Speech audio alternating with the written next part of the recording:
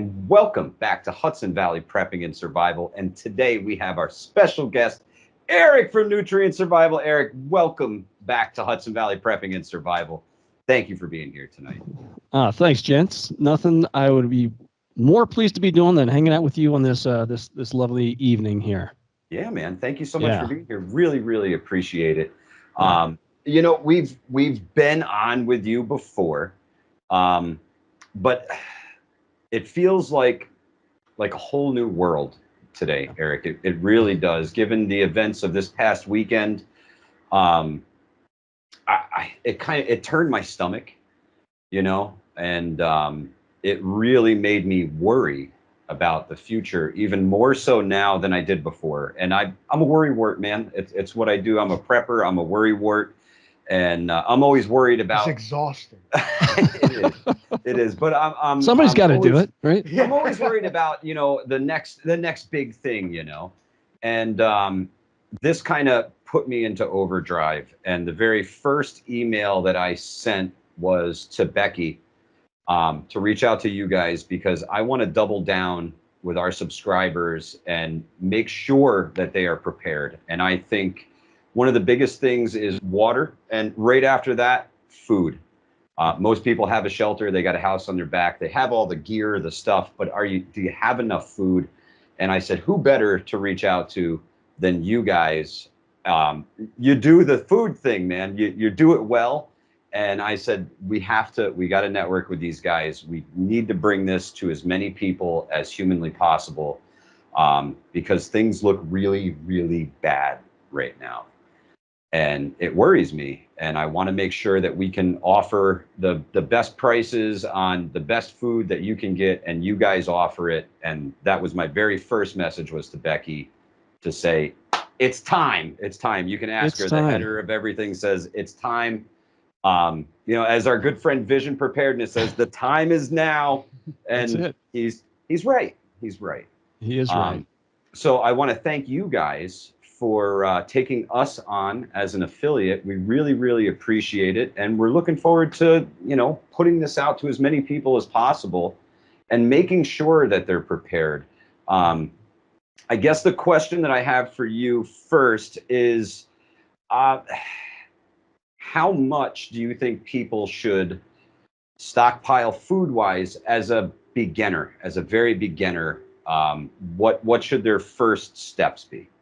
Wow. Okay. Well, first off, again, thanks for having me. No problem. And we have crossed paths, mostly I think in chats, and you guys moderate as well. And I've, you know, certainly watched your stuff, and you've got a very cool, calm, collected way about both of you guys, and you know the banter is great too. So it's good to be here. I share your concern about the state of affairs today. This weekend, you know, I think was a wake-up call for everybody. And thank God, I think it was Providence, where President Trump, you know, turned his head at exactly the right moment, and that bullet whizzed by and brushed his ear versus made its way through his cranium. And you know, prayers obviously to the firefighter that gave to the family of the firefighter that gave his life, Corey. I think it's called Corey Comparatore. Yeah. Sorry if I didn't do that name justice, but you know, definitely we think about his family at this time. But it's scary because before then, you know, there was a Marist poll that came out just about a month ago, and that Marist poll, I think they're out of New York, actually. Yeah, right down the river from us here. Okay. So that Marist poll said 47% of Americans think that there will be a civil war in the next 5 years. 47%. And that was before the shots were fired. Okay. So thankfully, the rhetoric hasn't risen to the level where it's just hate fermenting back and forth. I've heard a couple things where people have made some stupid comments, you know, Jack Black and crew, and there'll be more of it. And as soon as the thing cools down a little bit, it'll be right back to business where people are just at each other's throats. So I think the the likelihood of something happening has increased, or the belief that something will happen has increased versus that 47% that was done, that poll that was done just a couple weeks ago. Yeah. And so it's scary because it's on people's minds, and that's just the civil discourse, not discourse, the unrest piece of things, here. Absolutely. But I think, get back to your question, to answer it, generally speaking, 30 days is an absolute minimum. 30 days, and that's per person, because you think about disruption, the most likely potential disruptions are from blackouts, from disaster, from, heaven forbid, another health crisis that sweeps through our land. If you recall, we were all freaking out about that and grabbing whatever food we could off store shelves. And it's not a one and done. I mean, it's still sitting out there.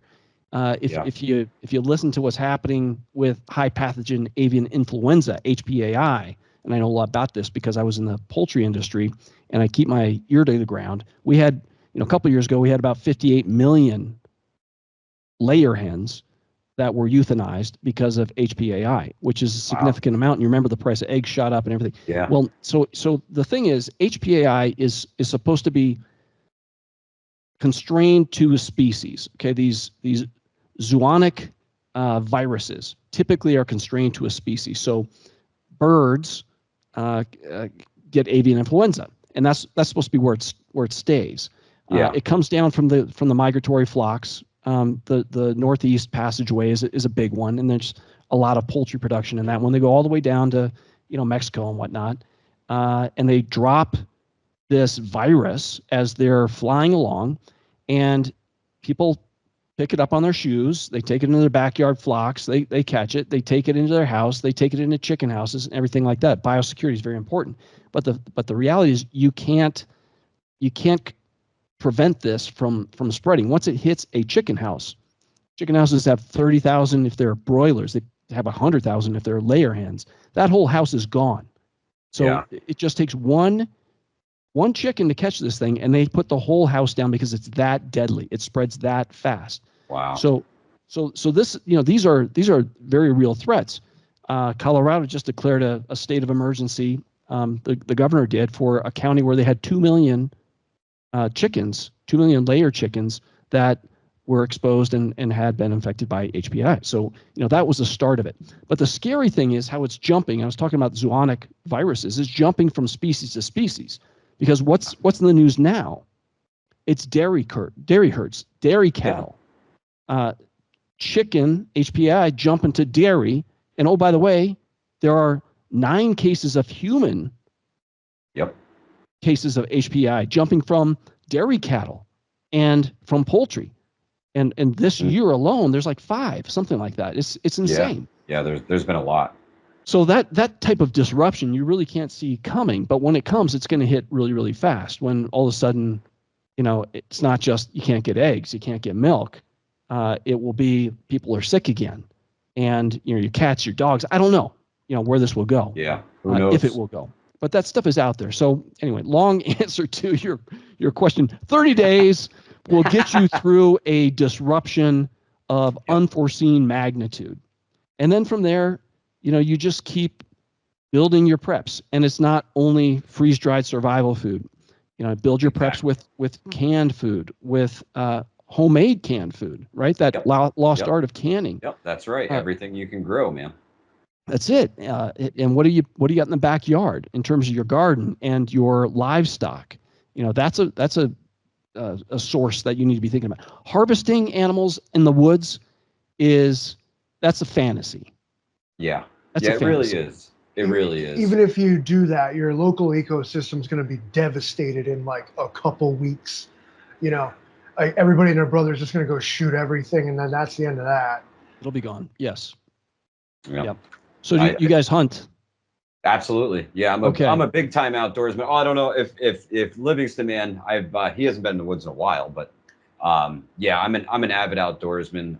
Hunter, fisherman, the whole 9 yards. I love it. I love the outdoors. So there you go.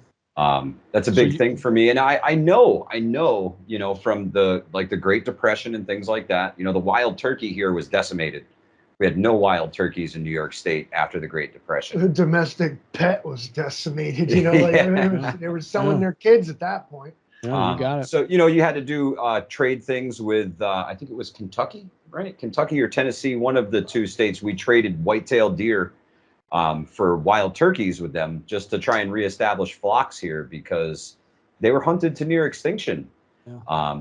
They estimated there was no breeding pairs left after that. So it happened quick. It happened really fast. It's Tennessee. Is it Tennessee? Tennessee. Okay. Makes sense.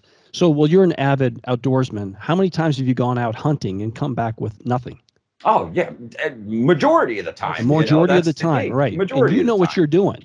So Yeah. I'm with you. You know, it's a fantasy. You're not going to be able to go in the backwoods and come back home with a deer around your shoulders every time you go out. That's not going to happen. Yeah, I highly doubt that. I think the initial onset of something really bad where food starts to get scarce, as soon as they start seeing those gaps in the grocery stores, the deer that you see on the side of the road, they'll be out road riding for those things, throwing them in the truck. You know, then they'll get smart. They don't need an emergency. Right. No, they don't. Yeah. But it really won't take long for them to become very, very scarce. And I feel really bad for the people who have that I'm just going to go hunt my food mindset. I don't think it's a sound principle, and I wish you would reconsider, would be my advice to them. And, point them in the direction of nutrient survival or any other food source aside from wild game, man. You don't have sound principles. So much more comes with wild game too. Like again, like Mike said, Mike knows what he's doing. He knows how to process the harvest, how to not become contaminated with it. Knows what to look for in like a sick animal and stuff like this. Your average Joe, it's not a diss. It's that you don't know what you're doing, and you probably do more harm to yourself and the environment than was necessary by just thinking that way. Well said, Livingston, man. Yeah, no doubt. So Eric comes in. I want to know all about Eric's product. Is there a standard shelf life for your products, or are they different amongst other things? Is your scrambled eggs 10 years? The other things 2 years. Right. Well, let me explain the couple of ways that we Nutrient Survival process our food and the way we make food. So our most popular types of foods are our basics line, and these are single ingredient things like your vitamin milk, your vitamin eggs, your vitamin butter, and these things are great. Actually, I've got this is an empty can, just kind of a prop can, but this stuff in here, this is 60 servings a can, equivalent to 60 cups of milk. And when you think about a blackout or some other infrastructure failing, some of the first things that are going to go are your refrigerator, or your freezer. So everything that you have in there that's fresh, you've got probably 2-3 days to eat it and get some use out of it before it's completely out of service and kaput. And you're going to be crying over sour milk at that point. But and that's the great thing about this kind of a food prep. Our eggs, I think, has the equivalent of 70 eggs in a can. So you think huge. About that, ton. It's a I think 7 dozen. I don't know. I have to do the math real quick. Yeah, close to 7 dozen, right? Because there's 12 in a dozen. So anyway, but very simply, you just scoop out what you want, prep it, consume that, and put the rest into the pantry. That's that's the great thing about it. Now, once you open it, you've got probably about a year shelf life to get through it. If you don't open it, it's going to be kept intact and nothing's going to happen to it. The things that kill freshness are water, light, and air, oxygen. And none of that is getting inside a can, not to mention vermin and insects and things like that. So a can is absolutely your best food, long-term food supply format. Rodents are going to get through bags, through Mylar bags. They'll find it, right? They will. So that's one line. I think the other major part that we do is freeze drying our food. And these are things like the Homestyle Scramble, which is our most popular freeze dried entree. And I call it an entree, even though it's more of a breakfast skillet type of thing. Yep. But we have a great chef here. His name is Chef Shaka Moore. We're out in Reno, Nevada, and out here we have a lot of casinos. And casinos, one of the big draws is the food. So this guy, he sort of grew up, learned the trade in the casino industry, in the back of the house, under some top chefs out here at our best resorts, Tahoe, etc. And he brought all that culinary knowledge into nutrient survival. And so the first thing that we do is we make sure the food tastes amazing. And that's this guy's pride. I mean, it's just awesome watching him work. So homestyle scramble, we start with, real eggs, dairy, cheddar cheese, fresh onions, peppers, red peppers, green peppers, heavy cream, and we mix all that stuff up and we cook it. And then after it tastes amazing, then we'll fortify it with these 40 essential nutrients. 40 because there's 14 vitamins, 14 minerals, 9 protein amino acids, omega-3, omega-6, and fiber. So we load all those nutrients into our survival food. That is our point of difference, aside from tasting delicious. But that's our point of difference compared to everybody else. I see it. Yes, thank you. The rest of the emergency food lot that's out there, they really focus on calories. And how much is it, dollars per calorie? Like, we don't even care about that. What we care about is the nutrient quality of that calorie. Okay. Yeah. And we can go into that story a little bit more as we talk about how we design and how we came up with that patented combination of 40 essential nutrients. But essential nutrients, you absolutely need to exist, to function. And you think about the pirates that were out there and the sailors that were out there when they didn't have vitamin C. What did they get? They got scurvy. They weren't healed. Scurvy. They had all kinds of issues. And, we make fun of it now a little bit because we get plenty of vitamin C. But if it's not there, if we don't have citrus, if you don't have those things, you're going to suffer these ailments. And that's just one example that everybody knows about. But there are all kinds of ailments from a lack of nutrition. You look at what's happening in some of these underdeveloped countries. Their kids look horrible. Why? Yeah. Well, because they don't have the nutrition that they need. All right, we're spoiled as Americans. So anyway, when you run out of food, you've got to get that nutrition back into your system. So we add at that last step, we add the 40 essential nutrients. We blend it in. Again, do the taste check. How does it taste? Tastes great. Okay, great. Because some of these nutrients give a little bit of off flavor, so you got to mask that, right? Yeah. So long story. So we cook the stuff up. We then take it into a freezer, takes down the temperature from 165 degrees or so down to about minus 20. And that happens over a 24-hour period. We then transfer it into the freeze dryer. And the freeze dryer, a lot of people know about Harvest Right freeze dryers, that sort of thing. Ours is gigantic. It looks like a giant submarine. And when you freeze dry food, it's called lyophilization. It's a very delicate process. Pharmaceutical industry uses the same process to protect medicine. We do it because it protects the nutrients in the food. But what it does, under vacuum, it removes the water that's in the food cells, as well as the freestanding water. You think about when you make scrambled eggs, there's always a little bit of juice out on the sides, right? Well, we take that out from a frozen state, because remember, this food's frozen, to a vapor without passing through liquid. And it's under vacuum.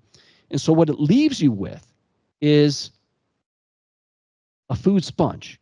There's less than 1% of water in this food, water activity. And that's important because nothing can grow in the food, right? Nothing, right. Bacteria, bad, right? So it takes out all the water, it locks in all the flavor, it locks in all the nutrition. And it takes about a day to do that. So now we're talking, you got to make it a day, you got to freeze it a day, you got to freeze dry it a day, and then you have to pull it out of the freeze dryer and package it up. So you're talking 4 days to make a can of homestyle scramble. It's a lot of work, right? Absolutely. But it's worth it because in the end, you've got food that has a 25-year shelf life, right? Don't open it. 25 years. When you crack that open, it's going to be as good as when the chef made it the first time. That's the magic of freeze drying food. Okay. Very unlike dehydrating under heat that destroys the nutrients. Yeah. Okay. Yeah. Anyway. And it makes things look weird too, doesn't it? And tough. Yes. But the freeze drying process, I mean, if you open a can of our homestyle scramble, you're going to see this fluffy, delicious breakfast waiting for you just to add a little hot water. That's the one we had out in the woods, right? I was digging that. I was like, this is it's good. Absolutely delicious. It's absolutely delicious. And I understand why it would be one of the #1 sellers because it is absolutely delicious. And it's like this close to a bacon, egg, and cheese. I could put it right on a bagel and call it a day, man. And the other thing it does that I have really never seen freeze-dried food do before is it smelled good too. Once it was reconstituted, it was like, oh man, I mean, we were hungry, but in all honesty, I might have ate anything at the moment. But what I had was the nutrient survivability, the home-style scramble, and it was like, it smelled good, it looked good, it is good, and it's fortified with nutrients and stuff you need. You brought that up without me having to ask because I was going to go there. It's in the name. It's the difference between these guys and all these other companies. Mountain House. Exactly. Mountain House is just fodder that'll fill your stomach and make you stop complaining, but it's not doing anything for you. You're going to end up with deficiencies, medical issues. Yeah, man, you got to have. At the end of the day, on a 30, say you're stuck on eating just that for 30 days, you're not getting no vitamins, no nutrients, no minerals. Bare minimum. Here, that's different. What they saw was that this was an issue, and they corrected it. Yeah. It's big, man. It's big. What do you say? I said you got it. You nailed it. That is exactly. Nobody ever says that. So I found my new spokespeople. All right. Yeah, totally. But we didn't invent this stuff. We didn't make it up either. I mean, there's tons of science behind nutrition. Obviously, in the military it was the inspiration for what we do. I was in the military. I've eaten plenty of MREs.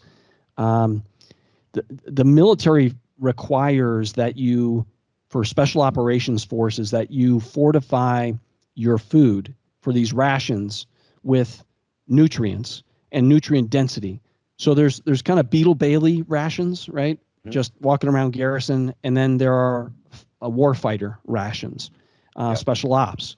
So we actually use that same standard, and we double it by 2.5 times. Awesome.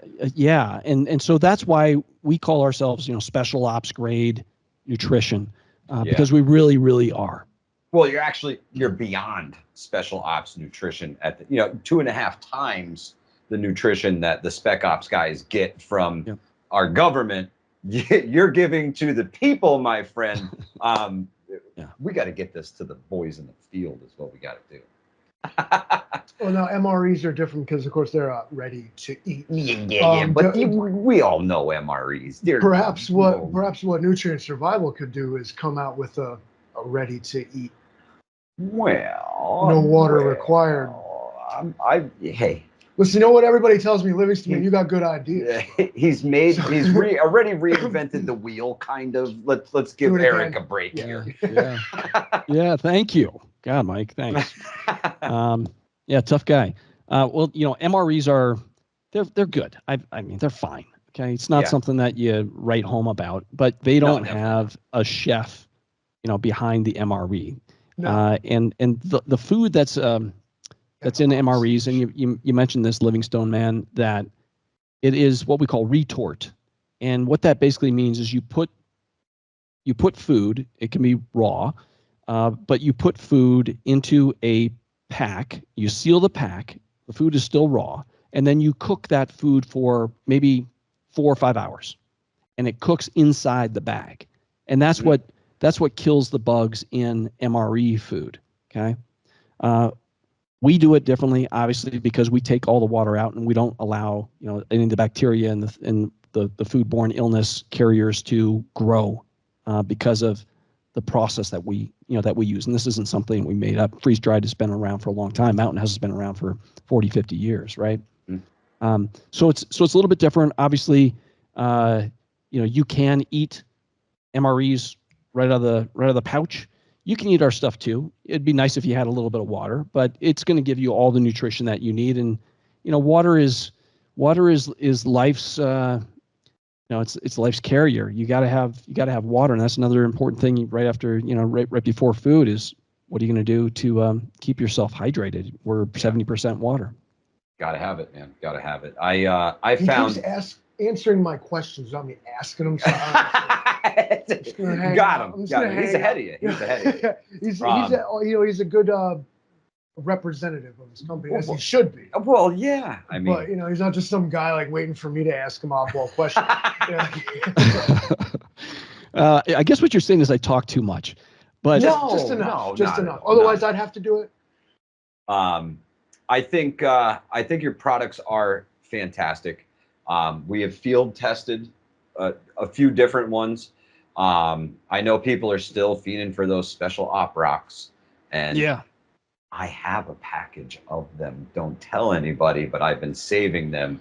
I have somebody special I have to give those to. So they're very special, and they're hidden away so that nobody could take them from me. And I really appreciate the fact that you guys go to the lengths to make this stuff not just good, but good for the long term, good for the long haul, and good for everybody that consumes it. You know what I mean? There's so many vitamins and minerals in these things. You're not going to go deficient. It's just huge. It's huge.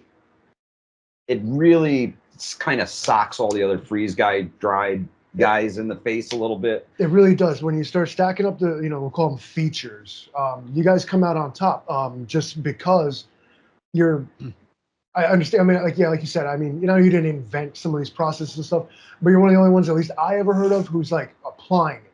Yeah. And recognizes that this is something that needs to be in the food and not just some packet of sawdust that's going to fill people's stomach. Yeah. Well, I mean, that's at the end of the day, you get what you pay for. And I think the big fallacy with survival food in general is that it will allow you to survive. The reality is, if you don't have the nutrition, you're going to die. So it's just ironic that, hey, again, Mountain House, Augustin, ReadyWise, whatever, there's nothing in there except for calories. And they talk about, 300 servings of Tang, of whatever, nothing really, pasta, maybe some rice, who knows, but it's not quality food. You guys watch the show Alone. I'm sure you've seen that. Yeah. Right. Stick these 10 people out in the woods and see who can last the longest. Yep. Well, if you watch a whole season and they're getting, longer and longer because people are learning how to do it, they're getting better contestants and that sort of thing.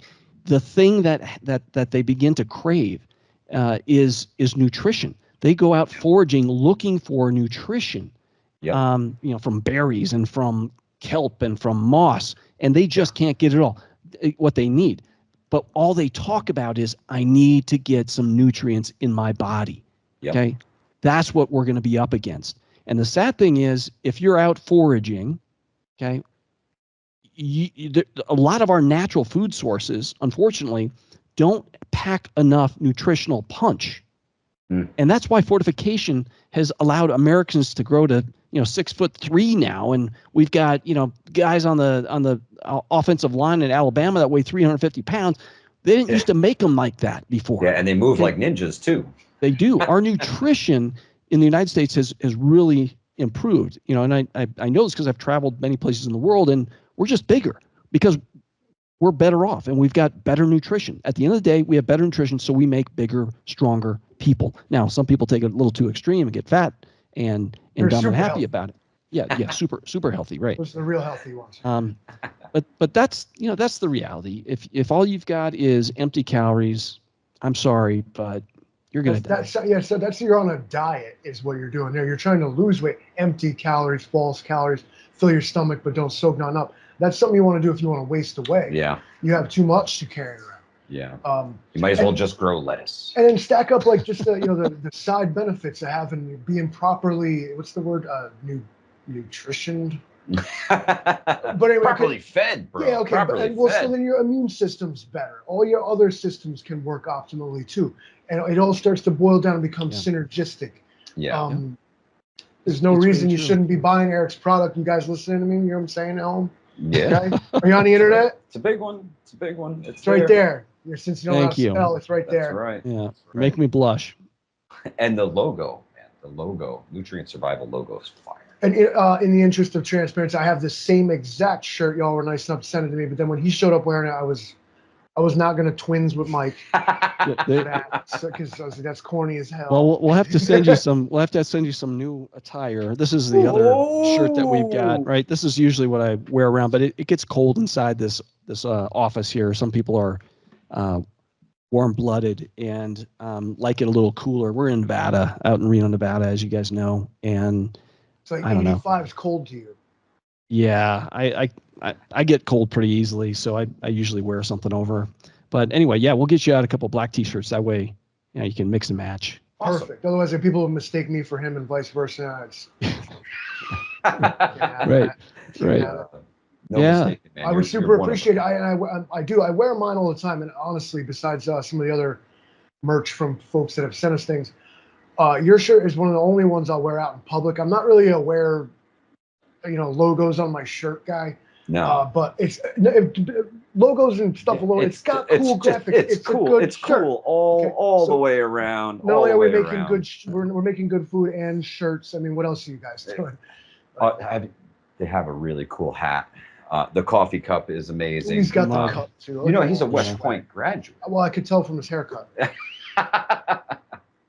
It's a little shaggy right now. You guys are looking nice, high and tight. I tell you. I went and saw the barber today, so he was nice to me. I love it. Good. I shaved my face like really fast before the stream. All right. You did good. Appreciate it. I went with the rugged, just the rugged, rough kind of looking. rough cut.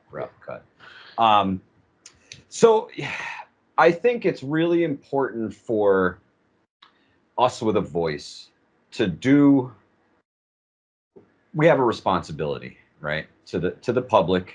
The rhetoric from both sides, left and right, has been so loud, before this. I hope that we can somewhat be the voices of reason here and try and bring people back to reality. The value for human life seems to be so much less than it used to be. People are saving bugs now, and often people. It's society has devolved, and I hope that we can create content in a place that tries to bring I keep saying it's corny, the unity to community, but I really do mean it. I really do mean it. Because everybody's so divided among so many different lines, and ultimately we're all Americans here and we all have to live here. We don't have to be best friends and we don't have to see eye to eye on everything, but I think we need to work together a little bit more to get past some of these differences. The media has seemed to the hate, Eric, the hate is real. And I don't like seeing it, man. It makes me nervous for the future going forward. And I hope this past weekend is a wake-up call for everybody, because I don't know how much more of this the United States can take before it all starts to unwind. Livingston, man, do you want to add anything to that? I don't know. I think we kind of owe it to the communities to try and rein ourselves in and kind of check ourselves here a little bit, because it's gone too far. It's gone too far. Let me put it this way. Imagine, like, say let's metaphorically, play pretend here, but you're on the internet and you're fighting it out with some member of the opposition of whatever you are, and you're pulling out every profanity and every foul thing, evil, just hateful thing you can say. And there's a reason people do this, is because you can't reach through the screen and punch them in the teeth. And that's why people do it. It's just edgelord shit, pardon me, that people just feel the need to do. When all you really got to do is scroll by. Just let it go. Nope. Just let it go. And like people get like, oh, you're gonna delete me as a friend because I said that? Yeah, I don't want to see that. I don't want to see that in my life. I don't want to think that you're like that anymore. I feel like people are actually honest, very honest, on their social media. That is exactly the person they are, because they're speaking from a place with no criticism. So that's them. When they say that foul shit, that's them. They're not acting. So when you're nice to me to my face or act like you ain't like that, but then you are in a super public environment, I don't need it, man. And then when you realize that nobody does, there is no reason Americans should be fighting with Americans about who the next top dog's going to be, when there's so many other things that probably in your own community, probably in your own house, that should be addressed first before you start taking violence into account. That's what I got to say about it, is people need to just chill. Like, wow, okay, we've been at each other's throats since at least 2016 election cycle. I'm fucking tired. Yeah. Who isn't at this point? Are you guys done yet? I hope so. I really, really, really I think we've all said anything and everything we all possibly could. It's time for people to start hearing each other and maybe start changing your mind, or trying to change other people's instead of insulting them outright, dismissing them, or worse. Wow, mic drop right there. Well said. Well said. I don't have a lot more to add. Certainly, I feel the same way. And I think this is a very noble and needed approach that you guys are bringing here, to just like, let's just call a timeout here. Yeah. And I think so many preppers are kind of known for their strong positions. Let me say, and usually it goes one way, and there's plenty of people on the other side yelling back. Okay, don't get me wrong, but it's just not that important, really. At the end of the day, it's just not that important. I mean, when you've got people saying, I hope next time they get a better shooter. Like, give me a break. Are you kidding me? It's absolutely sickening. It's absolutely sickening. And because you don't like the guy's hair, or you think he's a mean tweeter or whatever, like, I think Trump's got a lot of problems. Don't get me wrong. I mean, I think he's got issues. We all have issues. He's got probably more than the average guy, but doesn't mean you need to hate somebody because of who they are. And anyway, I'm with you guys 100%. It's time to come together and let's just focus on America and what's in front of us and our kids. And how about all the evil forces that are preying upon us as a people, as a nation? That's what we should be focused on, not fighting internally. That's it. Only some kind of third world autocratic dictatorship country removes political opposition by violence. We don't do that here. And no, that's banana republic stuff. That's not for here. And all it breeds is a vicious cycle that never stops. I think it's I think it's real important that everybody kind of pump the brakes right now, and just take a step back. Take a step back and look at things, because that could have been any one of us at that podium, or in the crowd, for speaking the wrong thing to the wrong person. The rhetoric has gotten so fever pitched and so vile that people react with violence now, and it's not cool. It's not cool. So I know I, for one, am done with it, because I don't ever want to have that on my conscience, that somebody did something stupid because of something I said. So awesome. Yeah.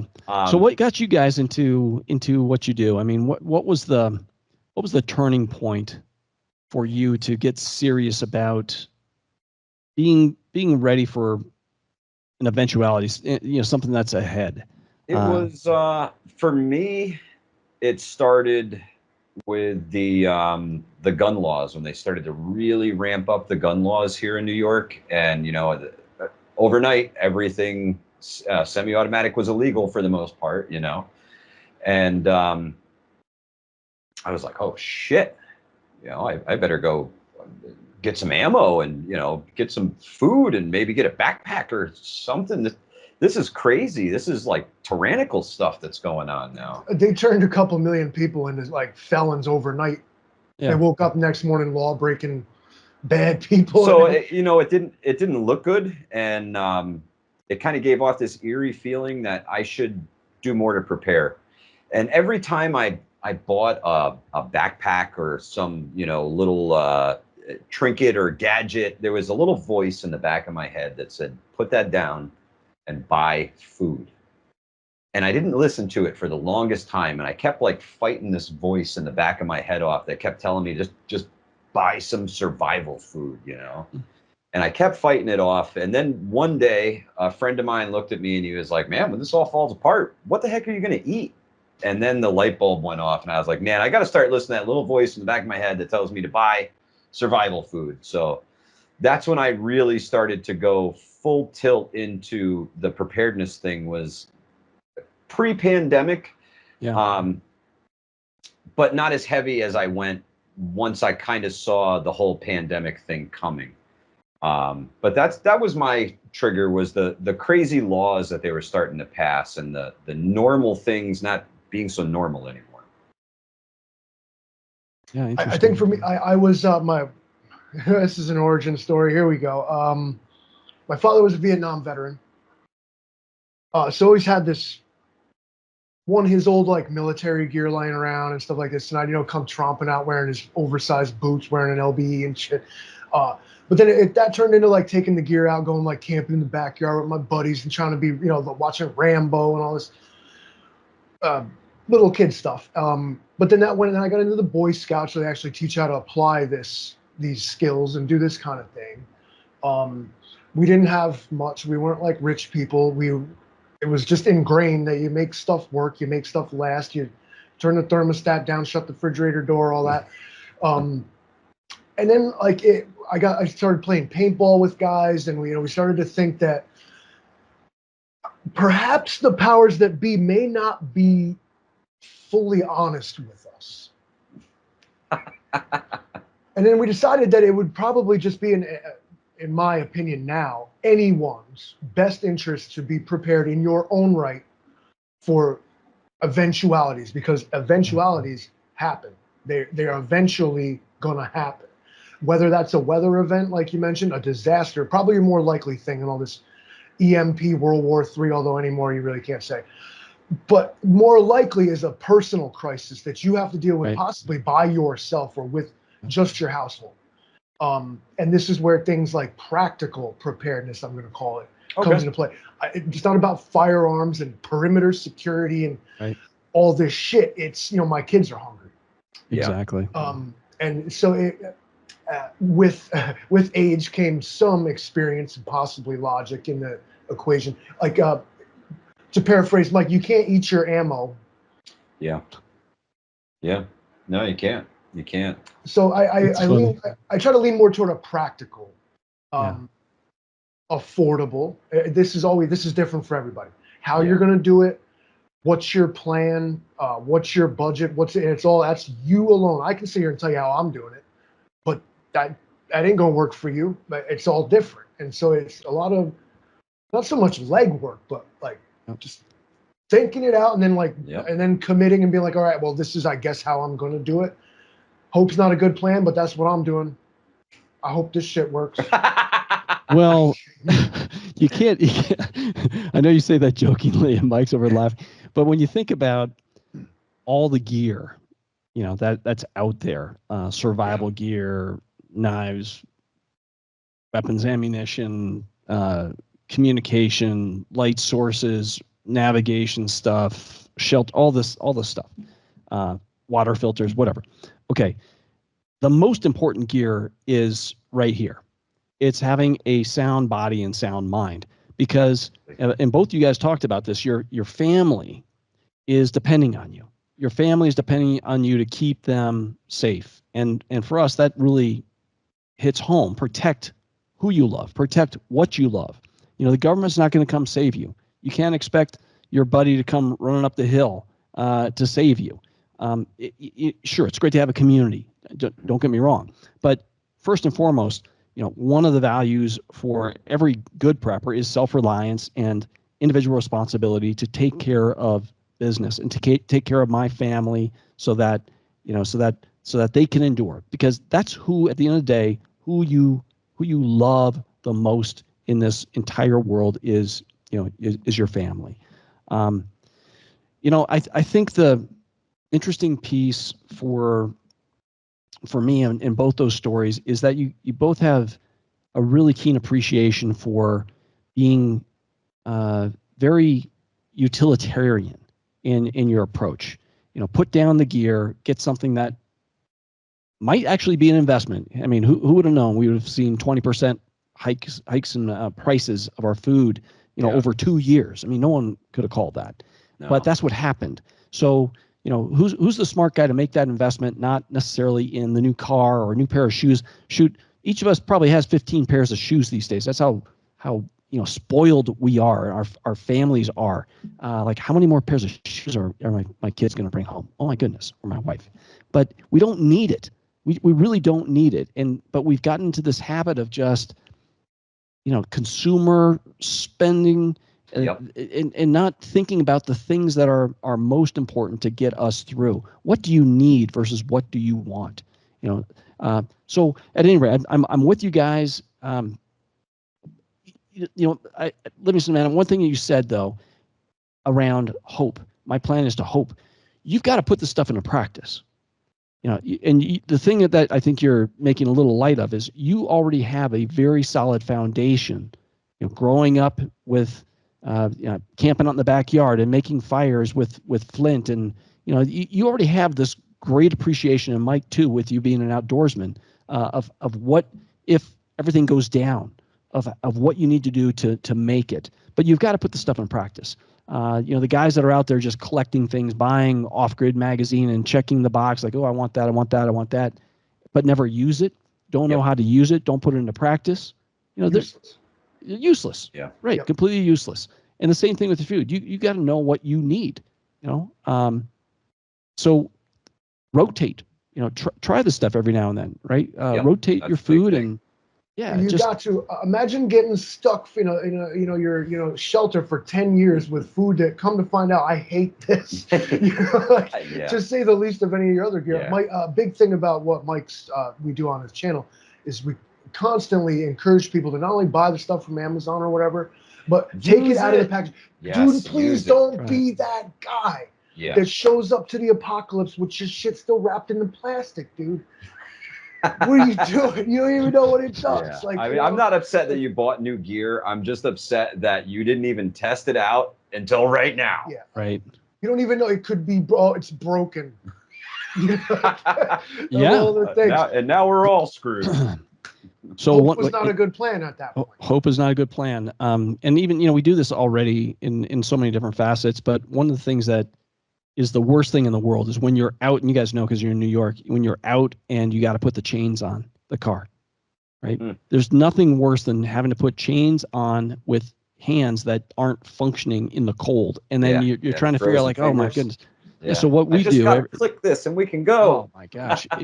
And cars are speeding by, right? Throwing snow up at you. Oh yeah. In a lot of cases, you know, just or swerving up and down the road and scaring the crap out of you. But, you know, we had to put some chains on. We were going over the pass. We did that, just came out of nowhere. You know, the storm came out of nowhere. My wife, she's like, pull over. Let's put you in. I'm like, I think we can make it. We'll be okay. She said, pull over. Let's put the chains on. Let's just be safe. So sure enough, you know, so we pull over, and thankfully we had rehearsed how to put the chains on in a nice environment, you know, before the season. And you just kind of remind yourself how to do it. It's the same principle, but they went on lickety split, no problem. You know, our hands still got cold, but I can't imagine if you're out there for a half hour, 45 minutes trying to figure out how to put a chain on a tire, right? It's it's the same thing. You don't want to get caught in that snowstorm and not know how to put a chain on your tire. Okay. That's right.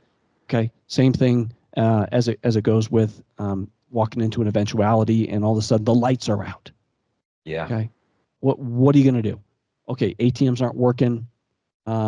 Electricity isn't powering the pumps at the fuel station. You know, your refrigerator's getting warmer. You know, there's no internet, right? You can't make calls potentially. So these are real things, and you got to be thinking about what happens when that happens or that happens, not to scare you, but just practice. You know, preparedness is about being ready. I think one of the big things that would help a lot of people is just it's in your mind. You don't even have to write it down. Just think these things through, right? You come home, the power's out. Step one, step two, what would you do next? And just kind of, you know, armchair quarterback this in your mind. as it goes along, and think of the things that, oh man, yeah, this could be a problem, and just make a mental note of it. And if that should ever arise, you have thought about it. At least you've thought about it, and you have some idea of how you may react to that. The folks who are like, oh man, what do we do now? Those are the folks that are going to have the hardest time adapting to these things. One of the sayings that we have is improvise, adapt, and overcome. It goes without saying, but a lot of people don't think these things through enough to even be able to improvise, adapt, or overcome, even the most basic of calamities. So it would behoove everybody to spend a little time, just running through this stuff in your head, and what would you actually do? The people who are completely unprepared, who are completely inexperienced, and who are completely complacent will be the first people to either be abused, detained, or find themselves little more than refugees if they're lucky. Yeah. I'll take the guy who's done it once over the guy who's never done it every time. Experience is what matters. And if you have taken your stuff out of its box and tried it one time, you're doing a million times better than that guy who has no idea what he's doing, man. There's no nerds and geeks out here. There's no such thing as a know-it-all out here. If you know what you're talking about and have done it, people will listen, people will learn, and people will remember what you said. Of course, like any other lifestyle or movement, of course, the prepping survival movement's full of a bunch of keyboard warriors blowing hard about some shit they don't know about. Unfortunately, when at the end of the day, like Eric said, is that ain't no bunch of heroes going to come over the hill to save your ass. They got shit of their own to worry about. And if you ain't worried about your own shit, why should I worry about your shit? That's right. 100%. Right. Yep. You're right. Well, good stuff. Yeah, for sure. And even when you start thinking beyond your immediate situation, let's imagine an entire grid. There's 3 grids, as you guys know, the East, the West, and Texas. Texas got one of their own. But those 3 grids, if you see an entire region go down, we talk about what do we do to keep our food cold in the refrigerator, not open the door, right? How to operate for an amount of time before your gasoline runs out that fuels your generator. And solar generators, I'm sorry, there's just not enough juice in those solar generators to keep you over a period of time. That's a fallacy. They definitely limited lifespan. Can I pause you for 1 second, Eric? I got to take a quick bathroom break. Sure. Thank you. You're gonna leave me alone with him? You'll be okay. I'll be okay. Well, we can keep talking, Livingston, man. It's all cool, man. Yeah. So where I was going with that is, now imagine the grid's out for industry. Okay, the grid's out at the. You look like you're Captain James T. Kirk of the Starship Enterprise. Something like that. That's pretty cool. Okay, but companies don't have electricity. Okay, companies are out of business when that grid goes down. So things will just come to a screeching halt, and the enormous just panic that's going to ensue when the grid's out for a week, 2 weeks, 3 weeks, indefinite. If we get something that hits the infrastructure, like China's got planted all over the place in our utilities and our water and our fuel and our banking system, I mean, that could absolutely cripple entire regions, if not the entire nation. And so, taking care of your immediate self, but then what the clock starts, because there's only so much time before things start to run out and there's no replenishment. Okay, that's the thing that you really have to be thinking about. What we noticed with the what happened there a couple of years ago was that as soon as there was even an illusion of scarcity of a product, everybody went nuts and actively contributed to the scarcity of the product, like talking about toilet paper. Like everything went in its turn, and what you didn't see, nobody was worried too much about like gas or food. Well, food, like they tried to play like there was food shortages, but really that was like a localized issue. What happened to me, we have a little local store just up the road, and there's always like, well, restrictions on this, restrictions on one per customer, this, one per customer that. Always the randomest, weirdest things. but always staple essentials every single time. The whole bread and milk theory. And as soon as people think there's no more bread and milk, they'll go find the rest of it and make sure there is no more bread and milk.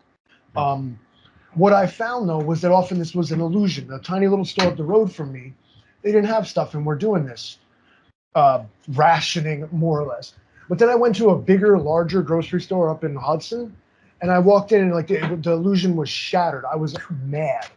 I said, "There's no food shortage. Everything I could have possibly wanted was in that store." But what I was told, as some local yokel is who media thought I was, is that I should be afraid and that I can't buy nothing. But then as soon as I went out and I just looked for it a little bit, there it was. Yeah. People will often over-exaggerate whatever they're told is happening. There's no toilet paper. You would jump up and go buy some right now. And, and in fact, what you end up doing, if there was no toilet paper, I wouldn't be able to buy toilet paper. But what you would do is you would go to the store, find out there is toilet paper, and then overbuy it just to make sure nobody else has it. People tend to contribute to the problem. Yeah. I beat around the bush. I beat around the bush so hard, bro. No. It's like, listen, man. You just described a bank run. That's the same thing.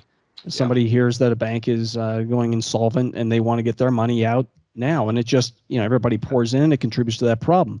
The thing though that is very important is, like during the health crisis, when people stop going to work to make the things that you are using, that we are consuming, okay, that's the thing that you got to be worried about.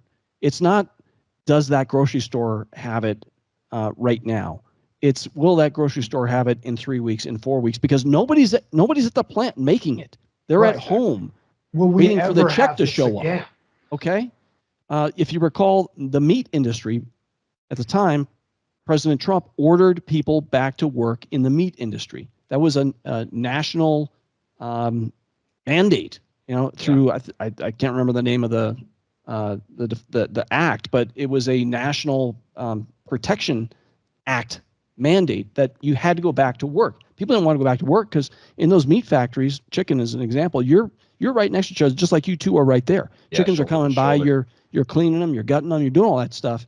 And so if there's ever an opportunity to, pass something between humans, it's in a meat factory. So, but you had to force people to get back because it was so essential for our national security to have food production. So I don't know, if there were no electricity, even if you wanted to go back to work, nothing's going to bring those chickens across on that line if there's no power. You can't buy a generator big enough to power a chicken factory. Now, to talk about how delicate actually the grid is, everybody thinks it takes a nation state actor to cause a malfunction, widespread outage. I don't remember what year it was. I can tell you exactly the day and the minute, Eric, when my daughter was born, my very first child. I was in the hospital.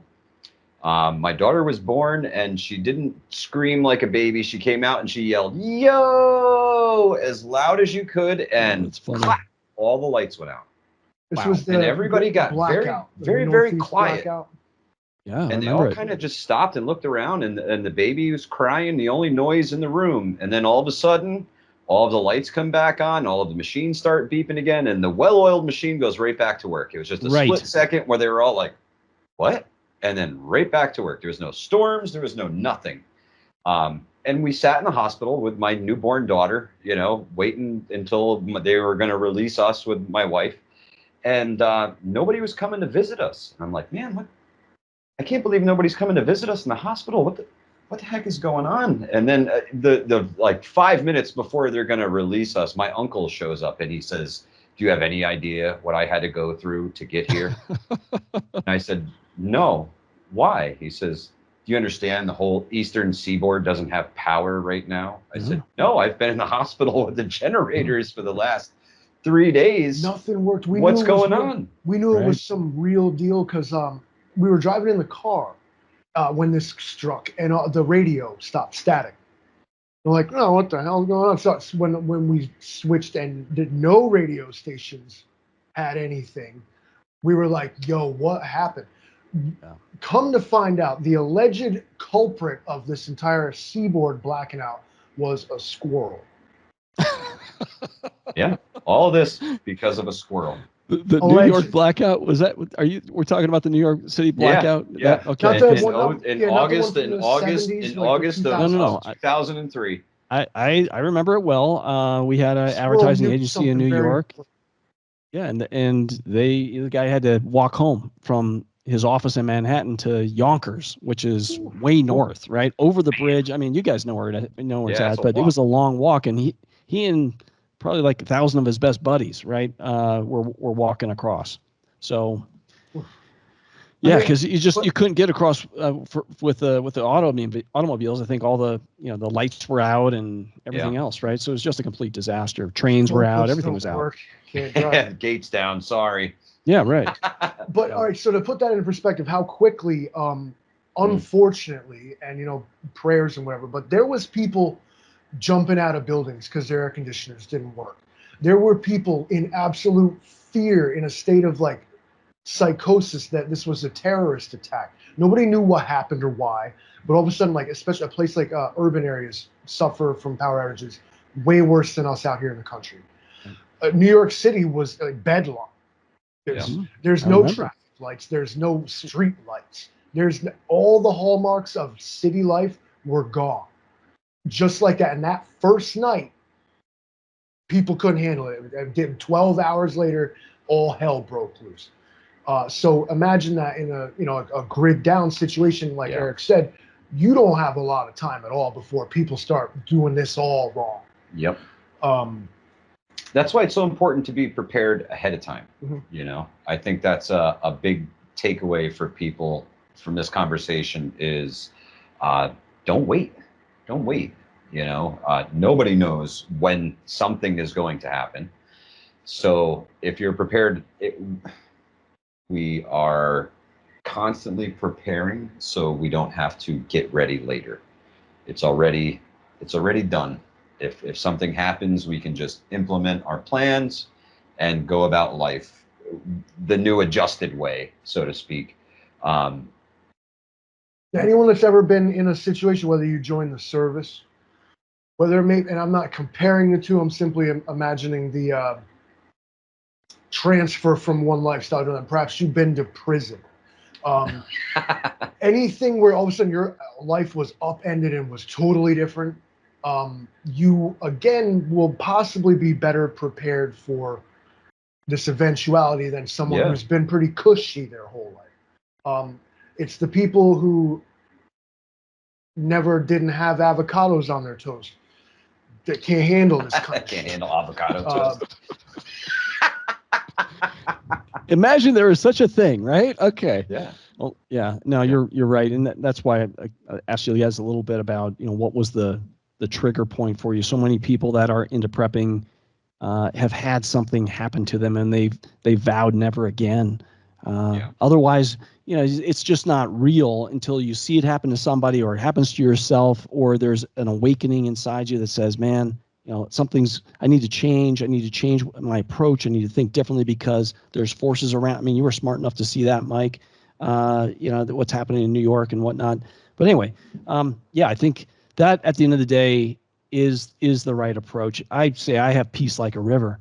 I have peace completely like a river because I feel like I am completely prepared. I'm always prepping, always trying to get better, but mentally, physically, and spiritually, I am prepared for whatever happens. And with that, I can sleep easily at night. Yeah. I honestly, I've been feeling the same way lately.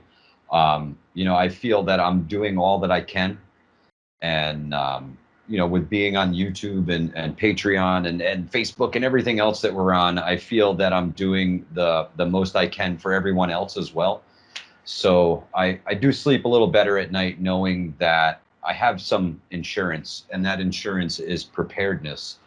And I do still work on my skills, because they're perishable. Tying knots is not something that you're always with. You need to, do it a couple times to get back in the gig, because he's seen me tie up a tarp occasionally, and it's not always good. Well, you bring up survival books. They're going to be worth their weight in gold when there's no internet and people are trying to remember how to tie a French bowline or a they can't Google square. You can't Google it. I mean, right? Yeah. That survival book, and there's some really good ones out there, is going to be worth its weight in gold. I actually keep one on my bedstand, and it's nighttime reading for me. I look through it and I'm like, oh yeah, that's, you mentally rehearse and you remember how to do things, and you maybe learn a new skill or a new approach. And that is the great thing about YouTube videos and engaging in conversation. You get people thinking about it and help them get a little bit more prepared.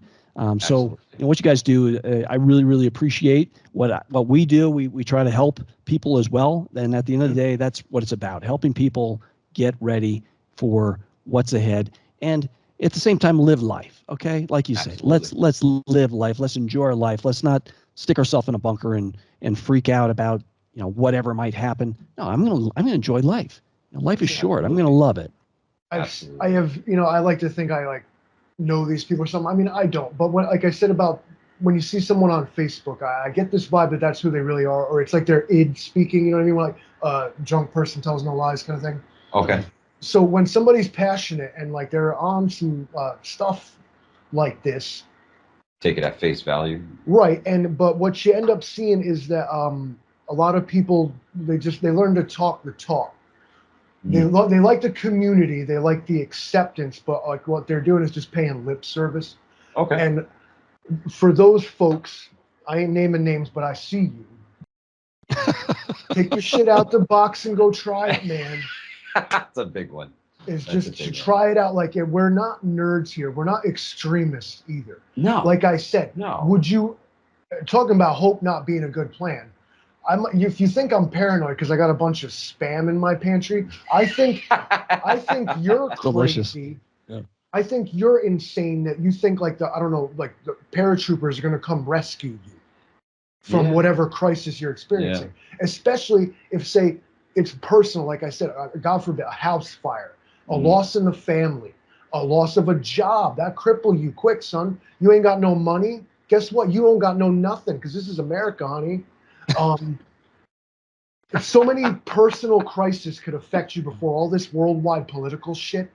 And that's what people should really look inward first. Am I going to be okay from something that, like, everybody's worried about some nonsense they've seen on TV, and then they got faulty electric in their garage, though. Preparedness got to start right here at home with you in your own head, your family, your home, and then start spreading it out. But you got to try this stuff out. You got to be serious. This is called, it's survival. You know what the alternative is? Not that. The opposite. Yeah, the opposite of survival, and it's not very good. And you don't ever want to go there. Poisoning or injuring yourself slowly or instantly with faulty equipment or from user error. It's called being prepared, not like I joked before. I hope this shit works. I got plot. Spoiler alert: it ain't if you don't know how to use it. Get on board and just think about yourself and you are not safe from crisis, from adversity. And the worst thing you could do to yourself is just be left with nothing in a situation where you could have overcome it if you had just taken the time to think about it first. How many people, you probably know everybody, right? They got a fire extinguisher in their kitchen? Hell no. I do. It's ugly. It's ugly. I don't have I don't want that in my kitchen. So the house burns down because that shit was ugly. This is people, as a general rule. Get over that, everyone. I'm not talking to you, Aaron. I know exactly where my fire extinguisher is. I'm talking to that. Yeah, no, I got you. Thank you for that. I think I don't have a fire extinguisher in my kitchen. No, I do. I know exactly where it is. I know exactly where it is. And I'll tell you, the other thing is, you can't just have the fire extinguisher and think it's going to be good forever either, right? and this applies to so many things. What's the worst thing that you can do for a vehicle? Not run it.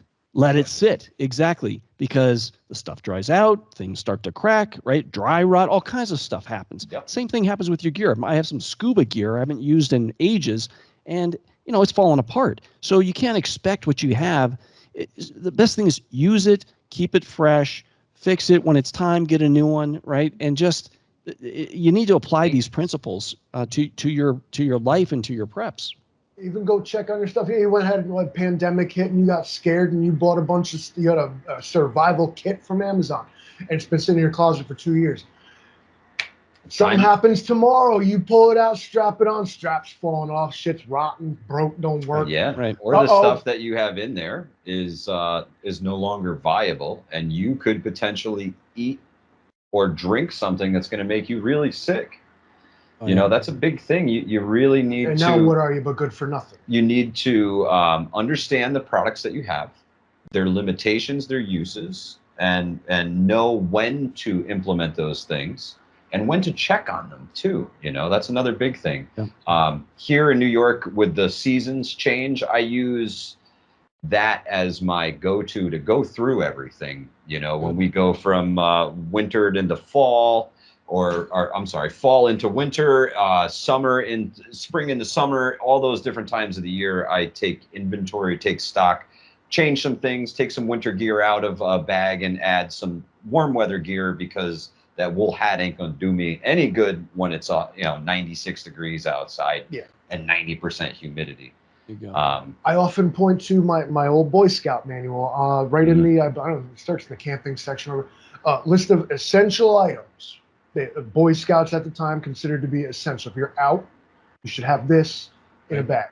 And it's all practical stuff: rain gear, some extra food, a knife, a flashlight, a this to that.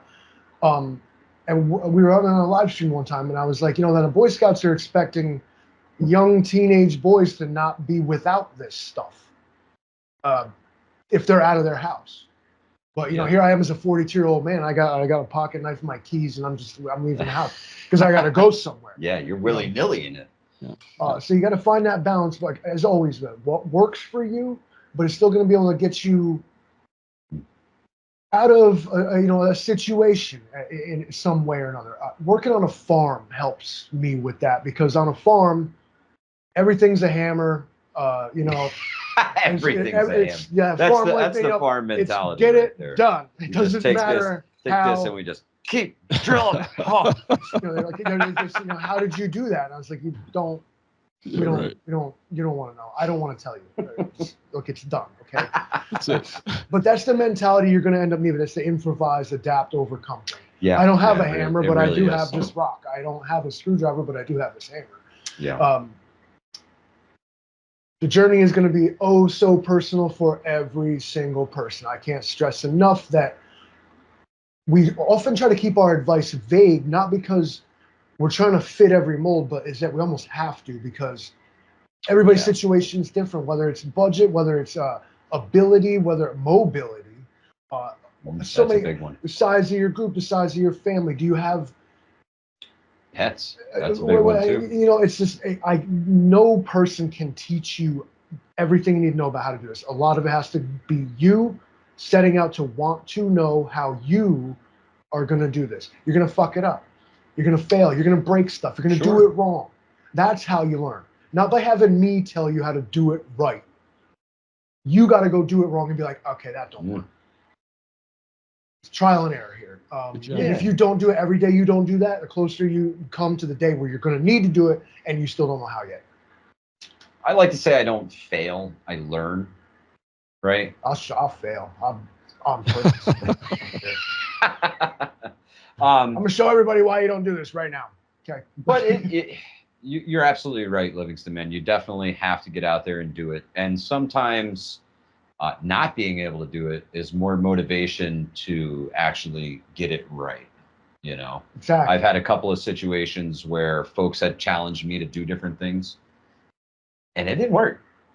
But I got better. You lit a cigarette from a ferro rod, though, didn't you? No, I tried and I couldn't do it. See? I couldn't do it. And you know what he did? To work. He kept trying. No, I quit smoking. But one way or another, I got around that one. Yeah, see. So yeah, I adapted and overcame. That's right. Improvise, adapt, and overcome. That's it. But it did make me get a new ferro rod, get a new striker, and make sure that it wasn't throwing enough sparks for me. So I was like, you know what?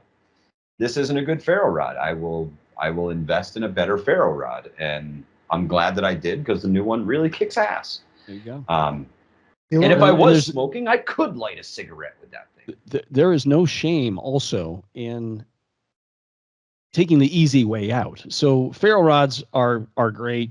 You know, I love them. They're a lot of fun, but a lighter, there it is. Yeah.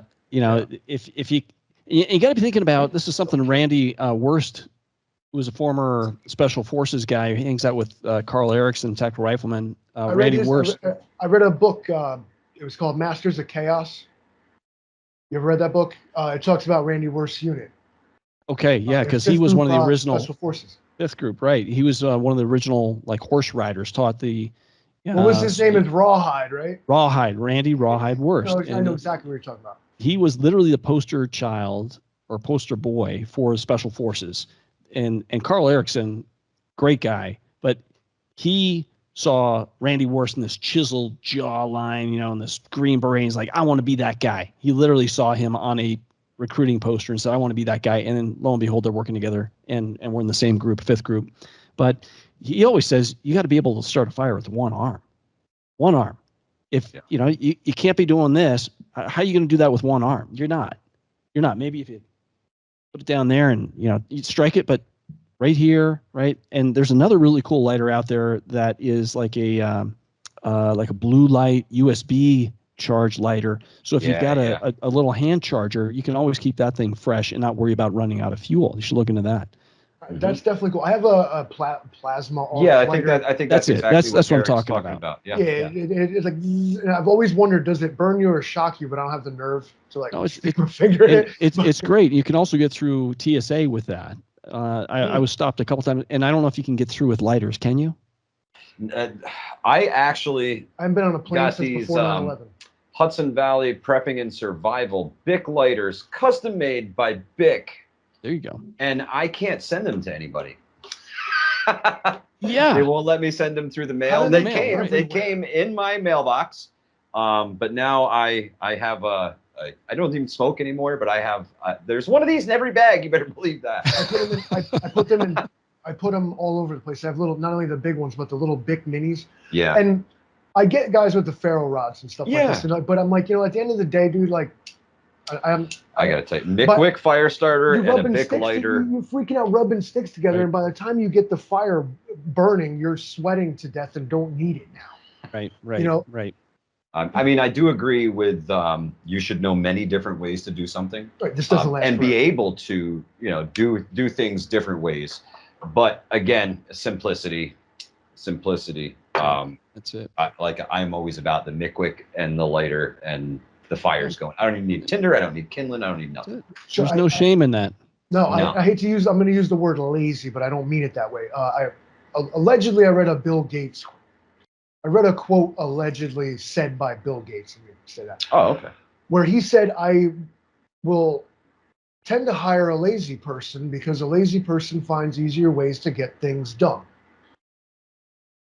Interesting. Efficient. Our modern concept of progress is literally people being like, "This is a pain in the ass, and I don't want to do it anymore." Yeah, how can we make it simpler? Right. That's progress. Is simpler.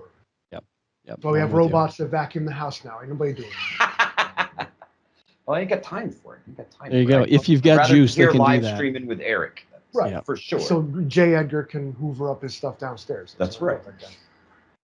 Eric, I want to thank you so much for joining us, man. I really appreciate you being here and taking the time out of your schedule to do it. I know it was Becky kind of threw everything together last minute. Thank you, Becky. We didn't get to see you tonight. Thank you, Becky. I appreciate it. Yeah, you bet.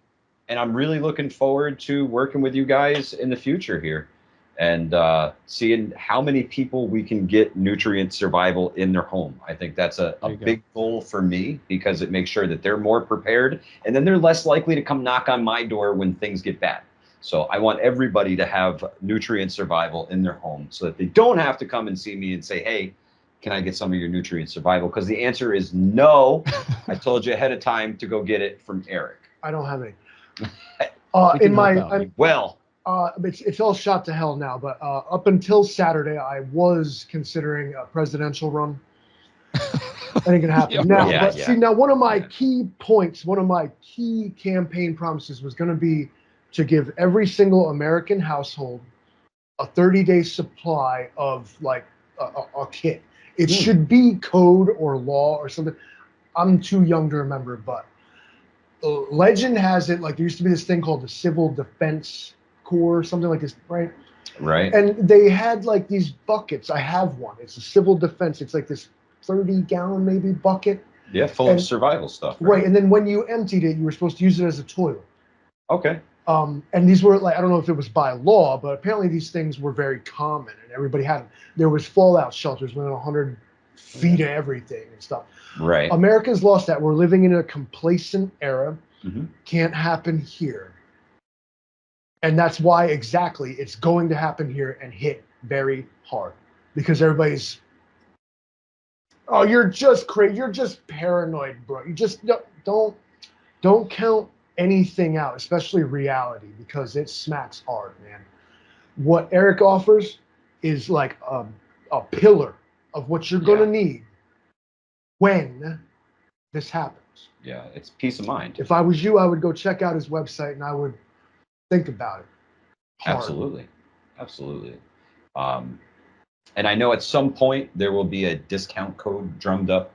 I think Becky's already working on that for us. So as soon as we get that, we'll put it in the description sections and put it everywhere. Really, whether you're buying it through us, through them, just get it. Yeah, that's what matters the most. You need That's what matters the most. You need it. Okay, you need it. Yes, you do. Stop arguing with me. There you go. You do. Take care of yourself. It's not hard, and just get started. Just get started. Again, if you know, so many of our customers, they don't start out with a 30-day kit, but they, you know, get a can of milk, and next month they'll get a can of eggs, and you know, just build it up over time. Think of it as an investment in your preparedness, and you'll get there. Right? Don't freak out. Just plan. But what you guys do is amazing. I really appreciate being a guest here, another talking head with you guys. You're very wise and knowledgeable and experienced, and the way that you deliver your information, your content is very special, and it's not something you see every day out there. The first time I've been called special.